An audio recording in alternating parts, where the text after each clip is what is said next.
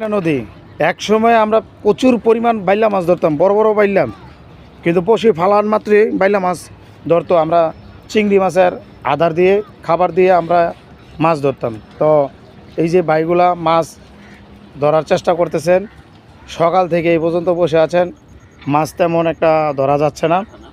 আসলে দিন পরিবর্তন হয়েছে।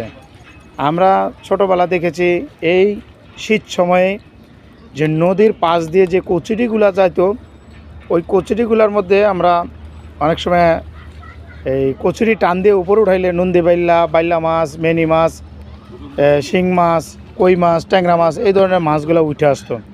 কিন্তু এখন এই ধরনের মাছ উঠবো দূর থাকে, দেখেন বসে বাইতে বসে রয়েছে, এখন অব্দি পর্যন্ত একটা মাছও আদার খাচ্ছে না। আর মেঘনা নদীর পানিগুলা বেশিরভাগ এই যে বিভিন্ন কোম্পানি হতে, এই যে একটা কোম্পানি এরকম বহু কোম্পানি আছে, তারা বর্জ্য পানিগুলা ফালায়।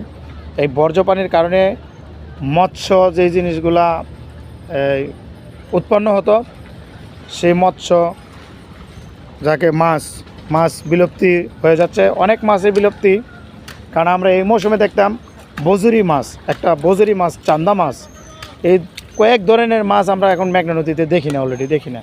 এত বড় একটা নদী, তাও কিছু কোম্পানির কারণে আজকে অনেক মাছই বিলীনের পথে। তাই আমরা একটা কথাই বলবো, যারা নদী বন্দরের দায়িত্বে আছেন সংশ্লিষ্ট তারা অবশ্যই একটু নদীর দিকে একটু লক্ষ্য রাখবেন, যেন বিভিন্ন কোম্পানিগুলো তারা বর্জ্য ময়লা পানিগুলো যাতে না ফেলাইতে পারে।